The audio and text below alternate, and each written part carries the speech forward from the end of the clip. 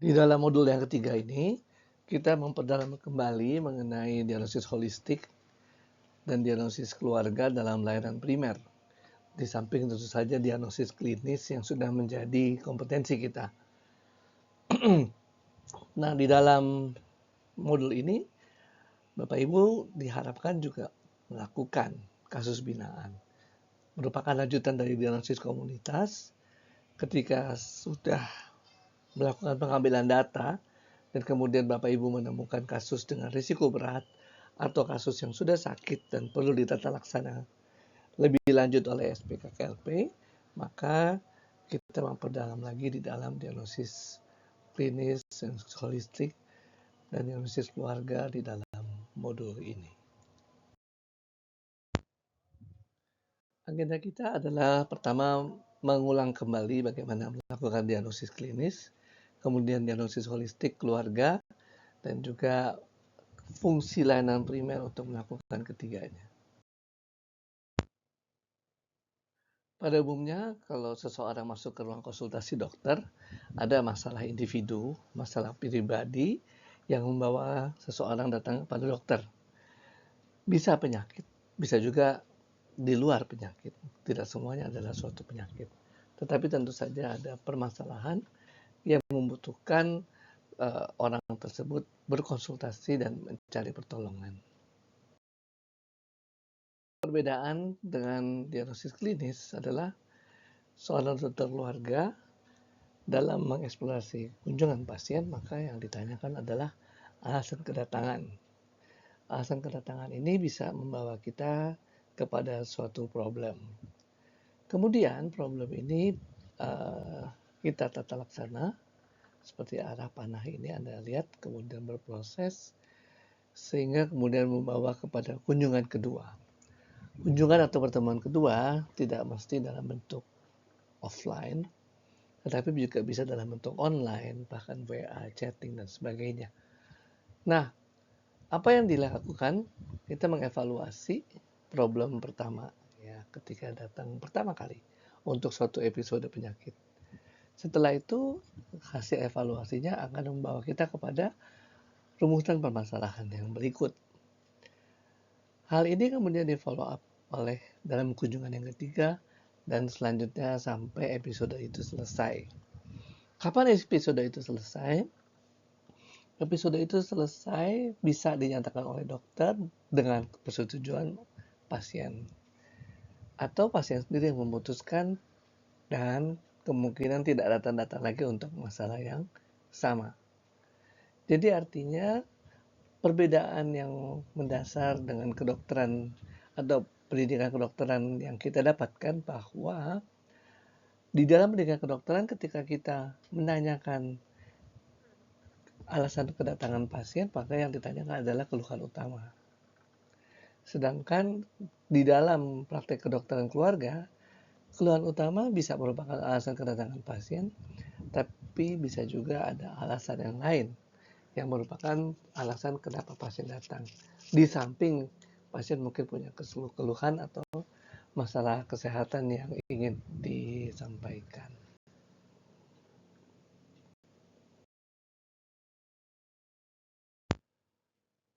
Langkah pertama ketika kita mendapatkan pasien, klien di ruang konsultasi, tentu saja kita melakukan penegakan diagnosis. Dan di sini kita sudah belajar dalam pendidikan kedokteran bahwa diagnosis kita bisa berupa simptom, bisa berupa hasil pemeriksaan fisik atau laboratorium, meskipun belum ada penegakan diagnosis. Misalnya, peningkatan tekanan darah tanpa diagnosis hipertensi. Itu bisa terjadi. Ada kode diagnostiknya juga. Atau pasien misalnya masih baru khawatir saja apakah mengalami kanker. Maka kita bisa menegakkan diagnosis riwayat keluarga dengan neoplasma ganas. Ada kode diagnostiknya juga. Nah, setelah itu bisa berupa hasil pemeriksaan fisik, bisa berupa kemudian sindrom dan diagnosis penyakit itu sendiri. Praktek dokter keluarga, praktek SPKKLP berangkat dari diagnosis klinis tersebut. Untuk kemudian dokter mengeksplorasi apakah ada indikasi untuk dilakukan pendekatan secara keilmuan kedokteran keluarga. Sekali lagi diulang di sini bahwa alasan kedatangan, reason for encounter, tidak selalu sama dengan keluhan utama. Keluhan atau simptom itu membawa dokter kepada diagnosis. Sementara alasan kedatangan adalah untuk menjawab apa yang menjadi holistic care dan berpusat pada pasien.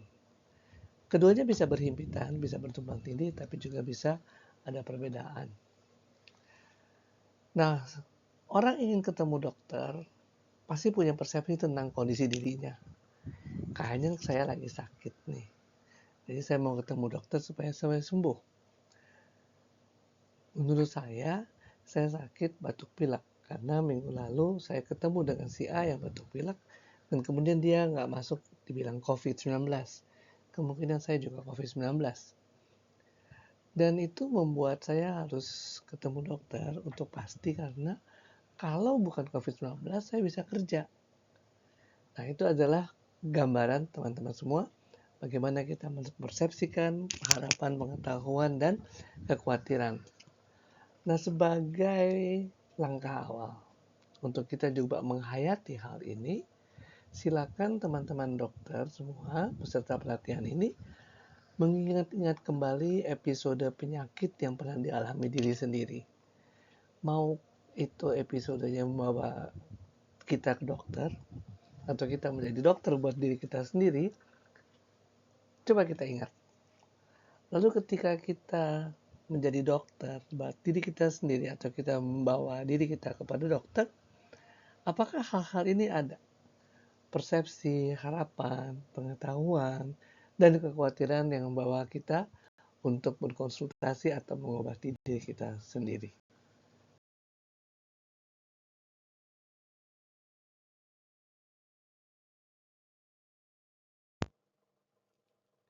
Sejauh semua, di dalam kita mendiagnosis klinis maupun melakukan diagnosis holistik, sejauh diingatkan tentang adanya perjalanan alamiah penyakit atau natural history of disease.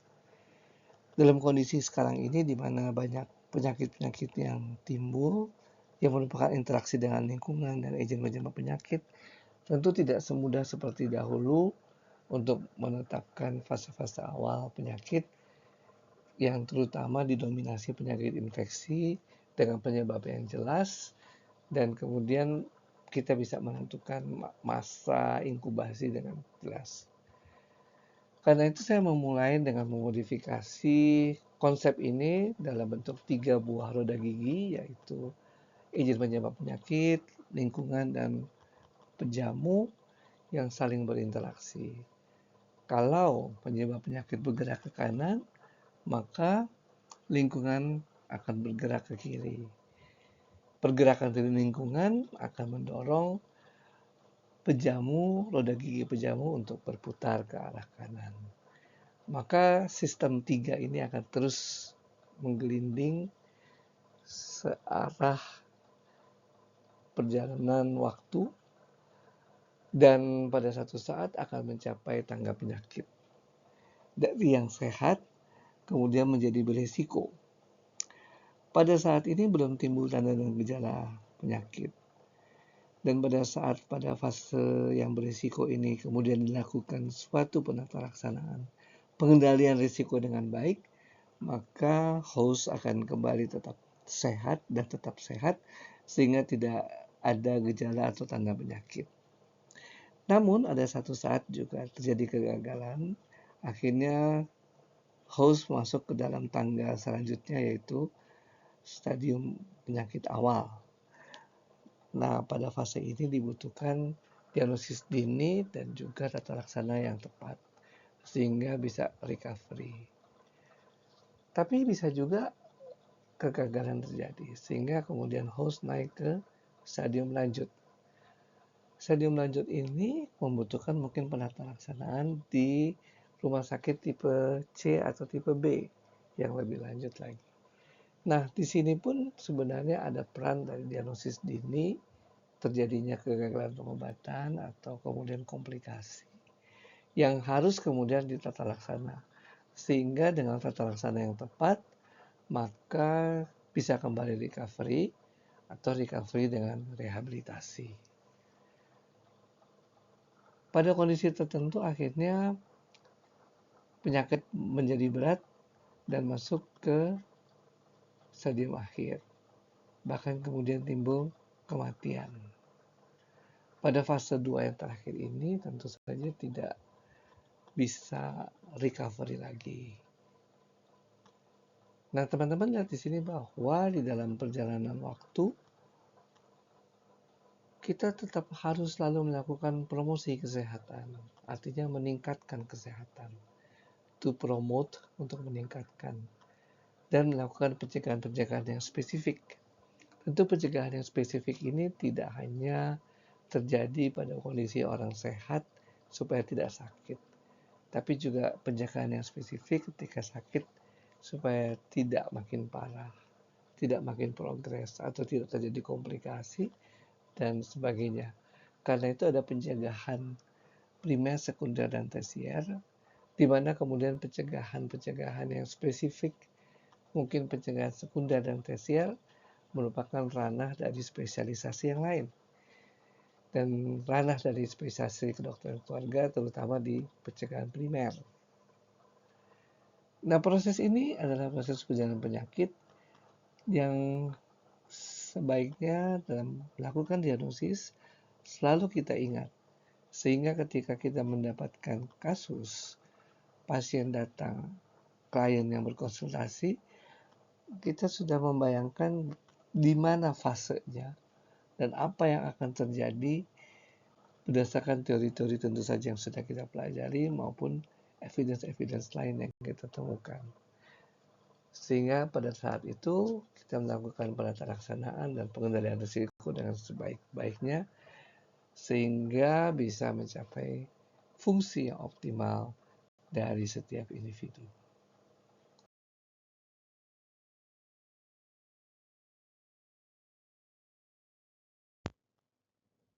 Slide ini mau mengingatkan apa yang kita harus lakukan ketika mendiagnosis holistik.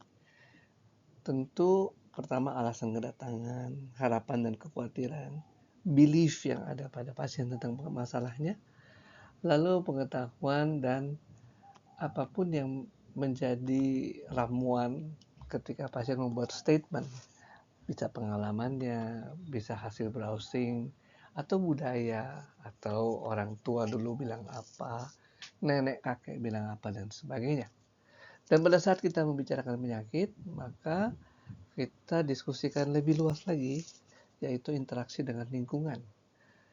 Keluhan juga harus, dan penyakit juga merupakan keseimbangan antara pikiran, perasaan, dan spiritual. Kita perlu menanyakan penyebab dalam proses perjalanan penyakit, karena dari situ kita bisa menetapkan state-nya di mana. Lalu faktor risiko serta komplikasinya. Ini faktor-faktor yang kita perlu dalami ketika melakukan diagnosis holistik.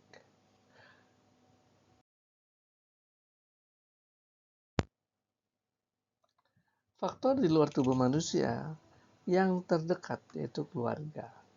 Siapa sih keluarga?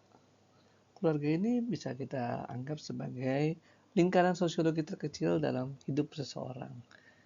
Jadi yang paling di dalam kehidupan kita yang paling dekat, dalam arti bisa jarak, dalam arti bisa satu atap, bisa juga dekat dalam arti ada hubungan biologis, ya. Kemudian mereka hidup di dalam suatu sistem, ada strukturnya, ada fungsi, ada share kepentingan dan risiko yang sama. Jadi misalnya satu keluarga punya kepentingan yang sama. Pertama ya kepentingan survival, untuk bertahan hidup. Sadar nggak sadar sebenarnya kita berkelompok dalam keluarga untuk bertahan hidup, ya kan? Kemudian kepentingan yang lain misalnya kepentingan untuk selain bertahan hidup, kepentingan psikologis, ya, kepentingan apalagi kepentingan ekonomi, itu berkaitan juga untuk survival. Kemudian ada lagi punya share risiko yang sama, ya. Keluarga hidup di dalam satu area ekosistem yang sama. Bisa juga memang ekosistemnya berbeda, misalnya kalau sekolah ke luar negeri, let's say seperti itu ya, salah satu anggota keluarga sekolah.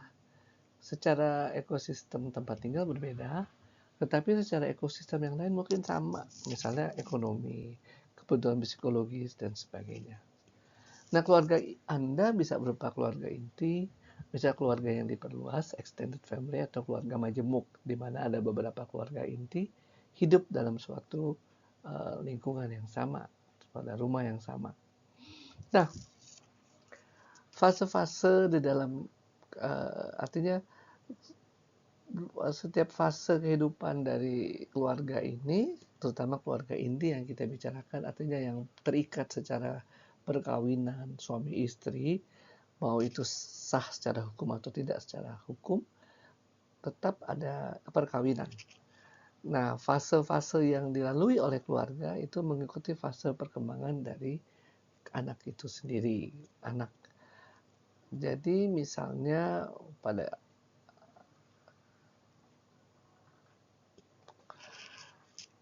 setiap keluarga, setiap bentuk keluarga yaitu keluarga inti, keluarga yang diperluas, atau keluarga majemuk, semua punya risikonya tersendiri. Jadi keluarga inti misalnya, satu dengan yang lain punya share risiko yang sama dari itu genetik misalnya. Keluarga yang diperluas, kalau masih ada hubungan genetik, bisa jadi memang ada share masalah genetik. Tetapi keluarga yang diperluas ini tanpa hubungan genetik, tinggal dalam satu atap, maka punya risiko yang sama dari tempat domisili misalnya. Lalu keluarga majemuk, juga hal yang sama terjadi. Dan perbedaannya di sini, kalau keluarga yang diperluas dibandingkan dengan keluarga majemuk, maka decision making-nya ada beberapa pada keluarga majemuk. Ini yang membedakan. Jadi kemudian karena itu juga berpengaruh pada kondisi sehat sakit dan perilaku mencari pengobatan, maka bentuk keluarga ini juga merupakan sesuatu yang menarik dan punya risiko tertentu terhadap kondisi kesehatan keluarga. Lalu bentuk keluarga itu sendiri mempunyai risiko dan perjalanan hidup keluarga mempunyai risiko masing-masing. Terutama kalau kita bicara keluarga inti yang terikat di dalam perkawinan. Apakah itu sah secara hukum atau tidak sah, atau sah secara agama dan tidak sah, atau secara adat sah atau tidak sah, itu bukan konteks dalam pembicaraan kita. Sepasang suami istri ya yang kemudian punya anak adalah keluarga inti. Nah, kemudian apa yang terjadi mulai dari mereka membuat decision hidup bersama, kemudian melakukan hubungan seks, kemudian punya anak pertama, kedua, ketiga, dan memelihara anak tersebut, maka setiap setiap masa punya risiko tersendiri. Mulai dari fase keputusan bersama, hidup bersama ya untuk menikah. Kedua, fase untuk mempunyai bayi balita, fase mempunyai anak usia sekolah, fase mempunyai anak remaja sampai mempunyai anak sekolah, launching keluar dan kembali ke 50% kehidupan selanjutnya hanya berdua sepasang suami istri. Setiap masa fase-fase kehidupan tersebut ada risiko-risiko spesifik ya yang kemudian juga menimbulkan stres psikososial tersendiri yang juga merupakan bagian dari kita melakukan diagnosis keluarga. Nah, di dalam keluarga itu sendiri ada sistem. Pertama ada sistem manajemen pasti saja. Ada decision maker-nya, ya, kemudian ada support sistemnya, ya, decision making punya wakil, ya. Ini kalau yang keluarga keluarga inti misalnya pasangan suami istri ya. Tapi keluarga secara sosiologi misalnya katakan rumah kos, asrama, kadang-kadang juga ada sistem manajemen seperti ini ya. Mungkin bukan kadang-kadang, kalau asrama jelas ada ya. Tetapi apakah rumah kos punya? Formal informally kemungkinan besar ada. Ya, selalu ada yang akan lebih dominan dan take the leader. Ya. Lalu di dalamnya ada sistem buat ekonomi, sistem buat makanan, sistem buat kesehatan, sistem transportasi, sistem buat yang bla bla bla yang lainnya. Yang kemudian uh, bersinergi ya satu sama lain. Bahkan ketika bentuknya pun rumah kos, tetap ada sistem-sistem ini ya yang satu sama lain bisa saling berpengaruh ya terhadap kesehatan seseorang. Hanya tentu saja kalau kita mendapatkan pasien dalam rumah kos, kita nggak bisa menggambarkan ininya apa namanya genogramnya ya, karena satu sama lain mungkin tidak ada hubungan darah, kecuali misalnya dalam rumah kos tersebut ada juga yang kakak beradik, itu bisa digambarkan genogramnya, yang lainnya tidak. Tapi tetap itu adalah keluarga. Bahkan pernah saya di Filipina ya, juga kami membahas seperti ini. Mereka bahkan lebih open minded lagi, yang disebut keluarga itu mau nggak mau secara faktual ada ya. Jadi ada yang dua orang dewasa ya, dan memutuskan buat tinggal bersama, TTM ya, teman tapi mesra, tanpa memedulikan gender dan jenis kelamin. Tapi itu keputusan dan itu terjadi dan itu berisiko. Contohnya misalnya kalau kita bicara dulu tentang HIV. HIV awal-awal banyak menular di Indonesia melalui penggunaan jarum suntik yang tidak steril. Tapi lama-lama kalau kita lihat kehidupan masyarakat tersebut juga kadang-kadang mempunyai keunikan sendiri dalam hubungan seksual. Akhirnya orang mungkin sudah pintar dalam menggunakan jarum suntik, tetapi penularan tetap terjadi melalui hubungan seks. Nah, kemudian terjadilah klaster-klaster. Klaster yang HIV yang high risk pada beberapa mungkin 1-2 dekade yang awal milenium ini, lebih banyak kita bicara pada kaum homoseksual. Kemudian sekarang saya baru terakhir ya menjadi evaluator HIV juga, udah berubah lagi. Kemudian ke heteroseksual. Tapi akhirnya kemudian ketika kami melakukan FGD tahun lalu, akhirnya digali lagi, ternyata juga banyak terjadi pernikahan heteroseksual pada kaum homoseksual. Karena memang tekanan dari sosial masyarakat. Akibatnya apa? Mereka menjadi kelompok berisiko karena berganti-ganti pasangan. Nah, itu contoh saja bahwa ada pasangan yang merupakan keluarga inti secara sosiologi yang tradisional.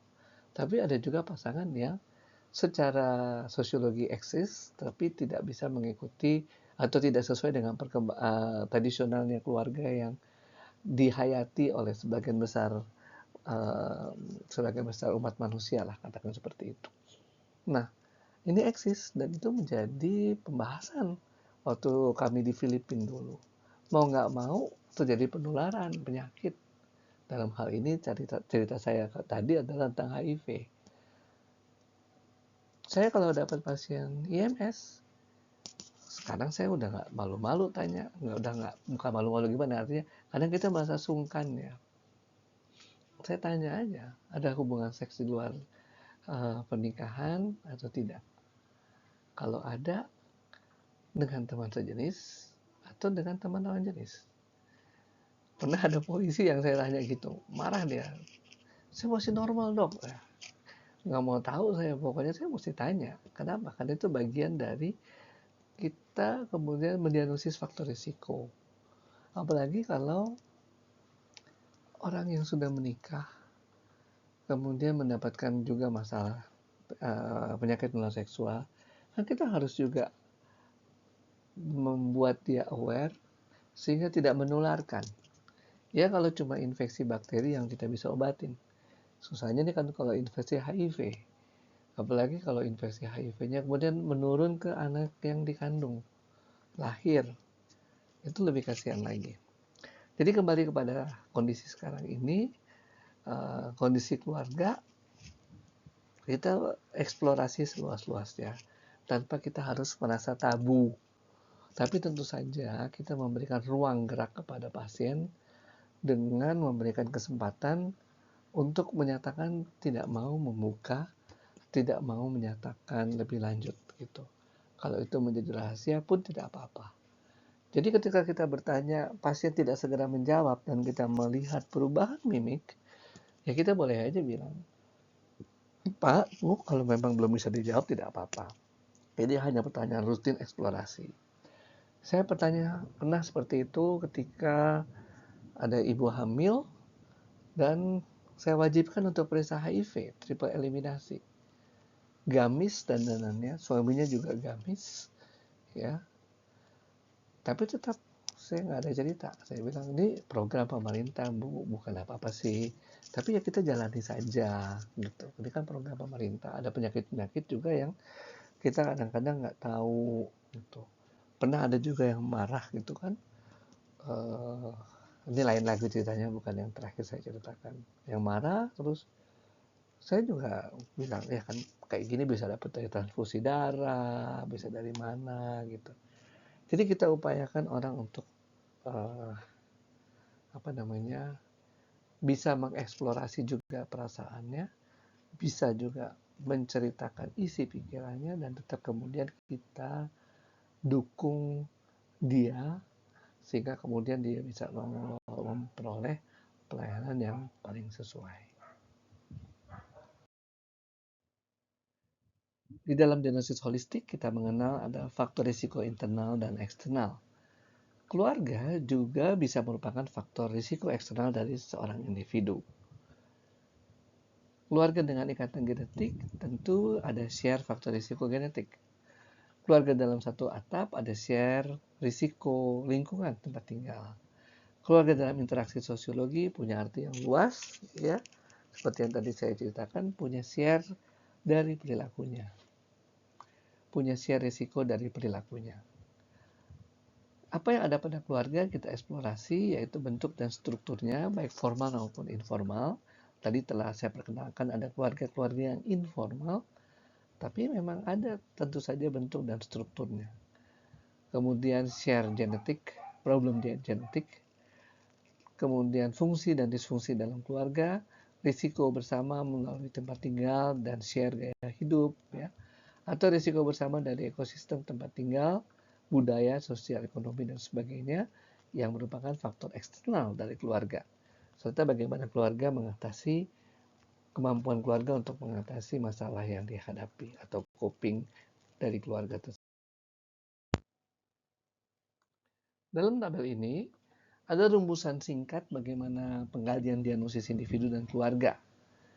Tidak memandang apakah ini adalah pasien dengan masalah penyakitnya atau klien yang sehat. Klien sehat ini saya beri contoh misalnya untuk pemilihan alat kontrasepsi untuk mengontrol kelahiran, kehamilan dan kelahiran. Atau klien sehat misalnya ibu yang ANC dan memutuskan untuk seksio atau tidak untuk seksio. Klien sehat contohnya yang lain adalah tumbuh kembang anak. Jadi tidak memandang pada kondisi apapun, apa yang kita pelajari dalam melakukan diagnosis adalah struktur dan fungsi, kemudian faktor-faktor risiko internal eksternal, serta fungsi keseluruhan baik individu maupun keluarga. Lalu tentu saja kesimpulan akhirnya, ya kita sebagai dokter seringkali diajarkan ada atau tidak ada masalah, normal atau tidak normal. Jarang sekali kita berpikir secara spektrum. Namun tentu saja dengan kita menggali seperti ini, setidaknya faktor-faktor risiko tetap ada dalam mindset kita. Dan kemudian dari situ ketika kita menghadapi suatu kasus masalah kesehatan, apa yang dikeluhkan oleh pasien datang sekarang, datang minggu depan, 2 minggu lagi datang.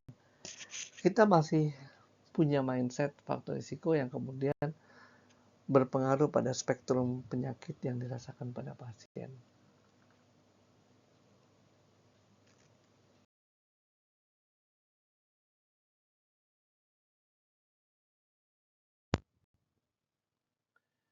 Ini untuk merimain kembali bahwa si SPKKLPI ini punya tugas dasar melakukan diagnosis individu, keluarga, dan komunitas. Lalu tentu saja mengintervensinya.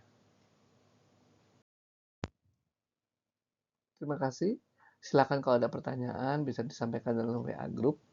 Dan kemudian Bapak Ibu mengisi borang untuk diagnosis keluarga ini berdasarkan hasil diagnosis komunitas yang kita lakukan kalau kita menemukan penyakit atau kelompok yang berisiko tinggi.